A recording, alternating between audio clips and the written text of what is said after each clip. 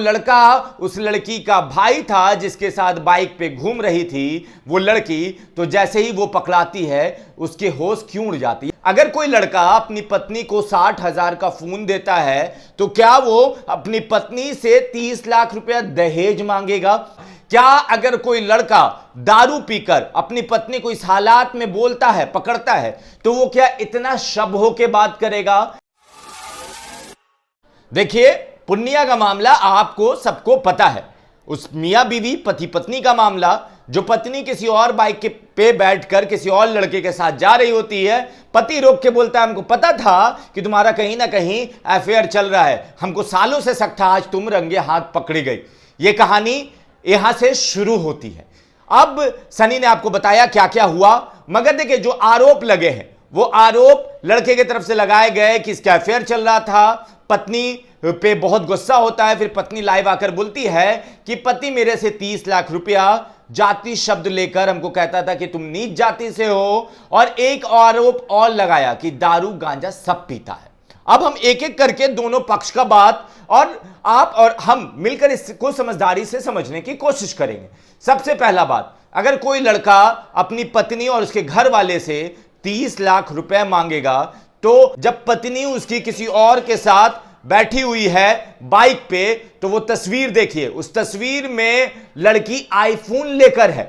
एक आईफोन 13 या 14 है, वो 13 होगा तो मिनिमम कीमत 60,000, 14 होगा तो 70,000, 60 से 70,000 का वो मोबाइल फोन उसके पास है।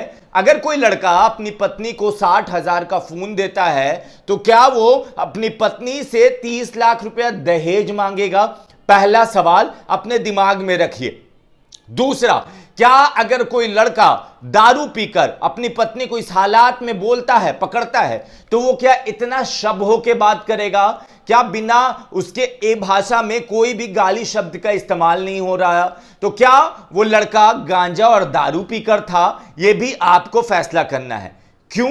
अब हम लड़की का पक्ष भी रखते हैं। लड़की की बहन, मतलब जो लड़का की साली वहां पे बोलती है कि घूम रहे थे, भाई था, तो फिर अगर वो लड़का उस लड़की का भाई था जिसके साथ बाइक पे घूम रही थी वो लड़की, तो जैसे ही वो पकड़ाती है उसके होश क्यों उड़ जाती है? ये तस्वीर देखिए, जैसे ही वो पकड़ाती है वो परेशान हो जाती है। वो लड़का पूछता है तुम्हारा तो एग्जाम चल रहा था, उसका पति पूछता है तुम्हारा तो एग्जाम चल रहा था, ये कौन सा एग्जाम है, ये कौन सा सेंटर है, एग्जाम तो कहीं और है, तुम इसके साथ कहीं और घूम रही हो।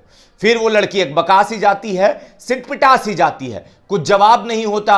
फिर लड़का एक ऐसा वीडियो में लगता है कि जो पति होता है अपनी पत्नी को एक तमाचा लगाता है, और उसके बाद फिर जाकर गाड़ी दूसरी जगह पे रुकती है। अब मामला यहां से और बढ़ता है।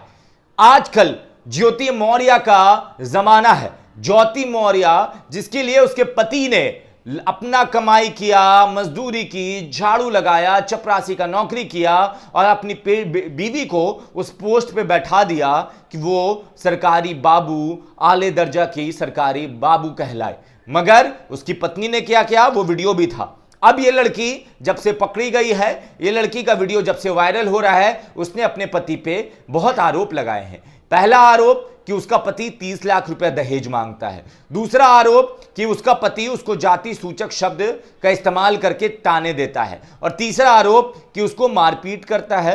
चौथा आरोप कि वो गांजा और दारू पीकर वहां पर आया था। हमने दो आरोप पे आपसे सवाल पूछ लिया कि क्या कोई अपनी पत्नी को 60 से 70,000 का आईफोन दिलाकर उससे 30 लाख रुपया दहेज मांगेगा? क्या कोई दारू पीकर आएगा तो और वो अपनी पत्नी को किसी गैर मर्द के साथ पाएगा, फिर वो इतना कंट्रोल में रहेगा कि कोई गलत शब्द का इस्तेमाल ना करे? अब तीसरा कि वो लड़का उसके साथ मारपीट करता था। वो लड़का अगर उसके साथ मारपीट करता था तो वो लड़की पहले आकर खुलकर क्यों नहीं बोली? क्यों उस लड़की ने पूरी कहानी नहीं बताई कि हाँ मेरे साथ ऐसा होता था, ऐसा होता था? दहेज वाला मामला और साथ में ये कहानी है अब आपको समझना है, जनता मालिक होती है, आप जनता हैं। हम उस रिपोर्टर से भी बात करेंगे जिस रिपोर्टर ने इस लड़की और इस लड़के का इंटरव्यू किया है। उस लड़की और उस लड़के के इंटरव्यू करने वाले रिपोर्टर से बात करेंगे। मगर आपको क्या लगता है? इस वीडियो को ज्यादा से ज्यादा शेयर कीजिए, लाइक कीजिए, सब्सक्राइब कीजिए और यह वीडियो इतना दूर तक पहुंचाइए कि सबके कानों तक पहुंच जाए। धन्यवाद।